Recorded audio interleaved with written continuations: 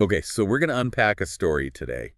A story that's really going to kind of send chills down your spine, the kind that makes you question, like, everything you thought you knew about family. Mm. Imagine attending a funeral, mourning the loss of loved ones, only to discover that the person sitting next to you is the one responsible for their deaths. Yeah, it's a scenario that you'd think was ripped straight from like a psychological thriller, right? Yeah. But it became a horrifying reality for Kent Whitaker when he discovered his son Bart was the mastermind behind the murders of his own mother and brother. Yeah, so that's right. We're diving deep into the Whitaker family murders today.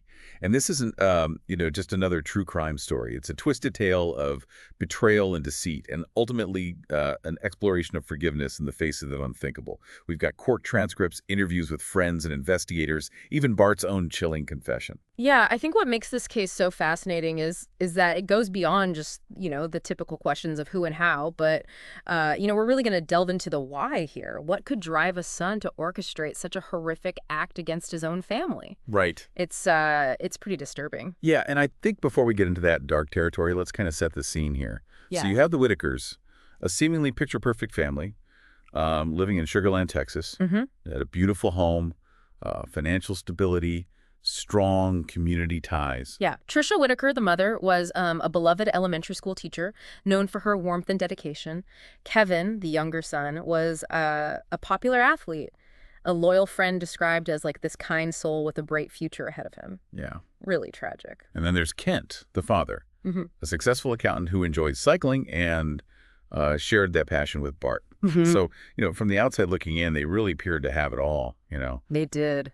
Hard to imagine the shockwaves that their murders sent through the community. Absolutely. And I think, their seemingly idyllic life made the crime even more perplexing, right? Really? Friends and neighbors were left grappling with this darkness that had invaded their close-knit community, a place where they thought they were safe. Right, right. And then the night of December 10th, 2003, Hmm. it began like any other for the Whitakers. They were returning home from dinner, celebrating what they thought was Bart's recent college graduation. But as they stepped into their home, their world was about to be shattered. Yeah, they walked into what appeared to be a carefully staged burglary. Mm-hmm. The scene was designed to mislead investigators, suggesting a random act of violence by intruders. But there was one crucial detail that immediately cast suspicion on Bart. The murder weapon was the family's own gun, taken from a hidden safe. Yeah, and that detail was really a significant turning point in the investigation, right? Yeah. It immediately raised questions like who knew about the gun, who had access, and the focus inevitably shifted inward towards the family itself. Yeah, and then the cracks in Bart's story started to appear. The police discovered that he wasn't even close to graduating college. He was actually on academic probation. Yeah, that lie was a huge red flag, right? Yeah. It indicated that that Bart wasn't only involved, but was actively trying to deceive the investigators. It was no longer just, a tragic event. It was a calculated act of deception. Right. And just 5 days after the murders, a bombshell dropped. An informant came forward claiming that Bart had previously asked him to help kill his family. Mm. And the informant even had a diagram detailing Bart's intended murder plan, which eerily mirrored the actual events of that night. Yeah, the informant's testimony was chilling. It revealed a premeditation, a cold and calculated plan, and a disturbing pattern of Bart seeking out individuals to help him carry out this horrific act. It's mind-boggling. Investigators uncovered at least 3 other documented attempts by Bart to harm his family. It wasn't a one-time impulse. This was a persistent, chilling pattern of behavior. Yeah, what's especially unsettling is that Bart targeted individuals he knew, often friends or acquaintances from, seemingly stable backgrounds. Right.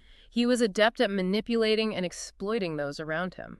So while the community mourned and the police searched for answers, Bart vanished. He fled to Mexico, assuming a new identity, Rudy Rios. Yeah, and he completely reinvented himself, crafting this charming persona. He even fabricated a war story to explain his gunshot scar, a chilling reminder of the night he orchestrated his family's demise. Yeah, he even started dating a woman named Cindy Lou, spinning elaborate lies about his past. He told her that her family was the family he never had. For 14 months, he lived this charade, seemingly escaping the consequences of his actions. Yeah, this escape to Mexico demonstrated a level of cunning and detachment that is truly disturbing. He built a new life on a foundation of lies, seemingly unaffected by the devastation he left behind. But his carefully constructed facade couldn't last forever. The real Rudy Rios, who helped Bart escape to Mexico, tipped off the police, lured by the reward money being offered for Bart's capture. Yeah, it's almost ironic, isn't it? Yeah. This betrayal, driven by greed, ultimately led to Bart's downfall. It's almost like the very person who aided his escape became the catalyst for his capture. So Bart was extradited back to Texas to face charges for the murders of his mother and brother. The prosecution had a mountain of evidence against him. Knowing this, Bart's defense team decided to employ a rather unusual strategy. Yeah, they knew the evidence was overwhelming, so they shifted their focus to damage control. Okay. Instead of trying to prove his innocence, they aimed to save his life. They all but conceded his guilt, hoping to persuade the jury to choose a life sentence instead of the death penalty. It was a high-stakes gamble, and a key part of their strategy involved a rather unexpected player, Bart's father, Kent. Yeah, and Kent's unwavering forgiveness of his son became really a central theme of the defense. His testimony, his belief in Bart's potential for redemption, really added a layer of moral complexity to this already intricate case. It's hard to fathom such forgiveness, especially considering the horrific circumstances. But the prosecution argued that Bart was a continuing threat, a master manipulator who deserved the ultimate punishment. Yeah, so you have this incredibly complex situation where, like, the prosecution is painting Bart as this cold-blooded killer while his own father is pleading for his life, believing in his capacity for change. Exactly, and the trial really became this battleground, not just for legal arguments, but also for these, these contrasting perspectives on forgiveness and justice and the potential for human transformation. And then, in a move that surprised everyone, Bart, against the advice of his lawyer, decided to take the stand. Yeah, it was a risky move for sure, considering the weight of evidence against him. Some speculated that, he was hoping to sway the jury with some kind of display of remorse, while others believed he simply wanted to, control the narrative, offer his own version of events. So what did he say in his testimony? Well, in a chilling courtroom confession, Bart admitted to orchestrating the murders of his mother and brother. Wow. He laid bare the details of his plot, acknowledging the pain he caused, the lives he destroyed, but he really struggled to explain his motivations. So did he express any remorse? Like, what was his demeanor like? His testimony was really a perplexing mix of remorse and almost like bewilderment. He spoke of feeling inadequate, unable to meet his family's expectations. He claimed that he felt unloved, but even he seemed to grapple with the enormity of his actions. It's as if he couldn't fully comprehend the gravity of what he had done. Yeah, there was one quote that really stood out to me. He said that he hated his family. That's a chilling statement, to say the least.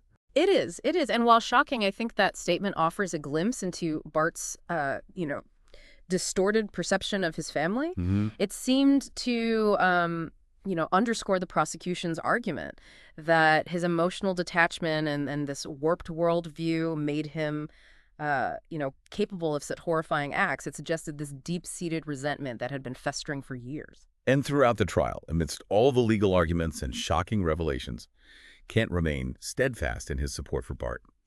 He even pleaded with the jury to spare his son's life. Yeah, Kent's testimony was profoundly moving. He spoke of his unwavering faith, his belief in redemption, his conviction that even in the darkest of hearts there is this potential for change. He acknowledged the pain and suffering his son had caused, but he also spoke of Bart as a lost soul, someone who had made terrible choices but could still find his way back to the light. It's hard to grasp the depth of his forgiveness. Like, how could he forgive such a betrayal? Where does that even come from? It's a question that continues to spark debate, right? Right. Some view Kent's forgiveness as a testament to the boundless capacity of parental love, while others question whether it was a form of, denial, a way to cope with the unbearable pain of his loss. So was it a sudden decision? Or did it evolve over time? Like, how did he even arrive at Well, that? Kent himself has said that, the decision to forgive Bart wasn't immediate. It was a journey, a struggle, a process of wrestling with unimaginable grief and anger before arriving at a place of forgiveness. Hmm. He's spoken about drawing strength from his faith, believing that forgiveness was not only for Bart, but also for himself, a way to break free from the chains of hatred and resentment. It's a powerful testament to the complexity of forgiveness, isn't it? Yeah. Like, it's not about condoning or excusing the act, but rather about releasing that grip of anger and pain. Exactly. And I think, Kent's forgiveness, while extraordinary, also raises these important questions. Mm. Like, is there a limit to forgiveness? Can we and should we forgive acts of such unimaginable cruelty? There are no easy answers. Yeah. The Whitaker family murders really force us to confront these questions head on, to grapple with the limits of human compassion and the enduring power of forgiveness. So what was the jury's final verdict? Well, after hearing all the evidence and testimony, the jury deliberated for days before reaching a verdict. They found Bart Whitaker guilty of capital murder and sentenced him to death. So ultimately, they felt that the severity of his crimes outweighed his father's pleas for mercy. Yes, I think the jury's decision reflected the gravity of the crimes, their fear of Bart's potential for future violence. They believed that the death penalty was the only just punishment for such a calculated and cold-blooded act. Were there any dissenting opinions? There was one dissenting juror who believed that a life sentence was more appropriate. This juror argued that, Bart's troubled past, his expressions of remorse, and his father's unwavering faith in his potential for redemption warranted a sentence that allowed for the possibility of rehabilitation. So even within the jury, there were these differing perspectives on justice and the potential for human change. Absolutely. This case really highlights the complexities of the justice system, where the pursuit of justice must be balanced with considerations of mercy and rehabilitation and the enduring power of forgiveness. But the story doesn't end there, right? What about Bart's accomplices, the people who helped him carry out this horrific plan? Right, right. This case involved more than just Bart himself. Two other individuals, Chris Brashear and Stephen Champagne, played significant roles in his deadly scheme. Chris Brashear, the triggerman in the 2003 attack, accepted a plea deal and received a life sentence. And Stephen Champagne, who acted as the getaway driver, also pleaded guilty and received a 15-year sentence in exchange for his testimony against Bart. So in a way, justice was served, but it's such a devastating cost. Two lives tragically cut short, a family shattered, and a community left reeling from the shock of such a calculated act of violence. Absolutely. And I think, beyond the legal ramifications, there's the profound emotional toll on everyone involved, the ripples of pain that extend far beyond the immediate victims. This case really had a lasting impact on the Sugarland community. It shattered their sense of security, leaving many struggling to come to terms with the darkness that had touched their lives. And Kent, despite the unimaginable betrayal he suffered, he continued to visit Bart in prison, clinging to the hope of his son's eventual redemption. His dedication is, it's both heartbreaking and inspiring. It speaks to the depth of parental love, a love that can transcend even the most horrific betrayals. The Whitaker case is truly a story of extremes.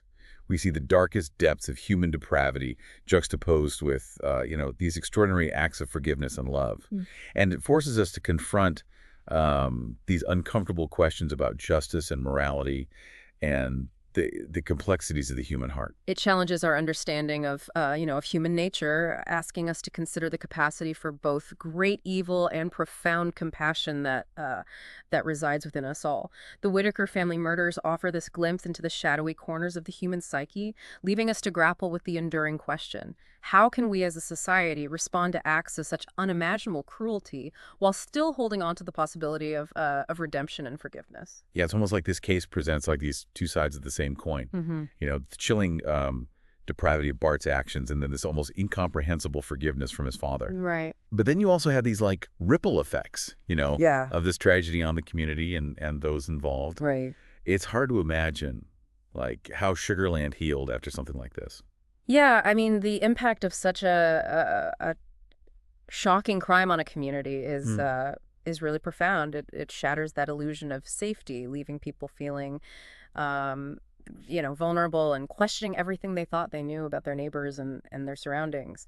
And in Sugarland's case, there was, this huge outpouring of grief and support for the Whitakers, but also a sense of fear and unease. Mm. People were suddenly more cautious, more suspicious, and it takes time to rebuild trust and a sense of normalcy after such a traumatic event. It makes you think about that idea of evil lurking beneath the surface of everyday life. Yeah. We often hear about these horrific crimes in the news, but it's easy to distance ourselves from it, Mm-hmm. to believe that, it could never happen in our own community. But the Whitaker case is this stark reminder that darkness can touch anyone, anywhere. Yeah, I think, it challenges our perceptions of good and evil, right? Yeah. Showing us that these concepts aren't always clear cut. People are complex. They're capable of both great acts of kindness and, unthinkable cruelty. Right. And then in a final twist to this already complex saga, Bart's death sentence was commuted to life in prison without parole in 2018. Yeah, that's right. And this decision, handed down by the Texas Board of Pardons and Paroles, was met with mixed reactions. Of course. Some people felt that justice hadn't been served, that Bart deserved the ultimate punishment for his crimes. Others viewed it as a recognition of this evolving understanding of punishment and rehabilitation. Right. The idea that even those who have committed, heinous acts can still be capable of change and remorse. Did the board give a reason for their decision? Like what factored into that? Well, they cited several factors, including Kent Whitaker's unwavering support for his son and his belief in Bart's potential for rehabilitation. They also took into consideration the dissenting juror's opinion during the trial, as well as, Bart's behavior while in prison, which had been reportedly positive. They didn't overturn his conviction, acknowledging the severity of his crimes, but they ultimately decided that a life sentence without the possibility of parole was a more appropriate punishment. So Bart Whitaker will spend the rest of his days behind bars, grappling with the consequences of his actions. And Kent continues to visit him, still holding on to that hope for his son's redemption. Yeah, it's a testament to the enduring nature of parental love, a love that refuses to be extinguished even in the face of unimaginable betrayal. And it also speaks to the power of forgiveness, not as a means of condoning or excusing the act, but as a way to find peace and move forward. The Whitaker case really is a chilling reminder that evil can lurk beneath the surface of even the most seemingly perfect lives. It's a story that stays with you long after the details fade, Hmm. forcing you to, confront uncomfortable truths about human nature and the complexities of uh, good and evil, justice and forgiveness. Yeah, it really does leave us with this profound question, Can true forgiveness exist alongside such a devastating crime? And it's a question with no easy answers, but perhaps the most important takeaway from this deep dive isn't about finding definitive answers, but about engaging in these difficult conversations and grappling with these challenging concepts and ultimately, recognizing the profound complexities of the human experience. If you found this deep dive thought-provoking, be sure to subscribe for more explorations of complex and intriguing topics. Until next time, keep questioning, keep learning, and keep diving deep.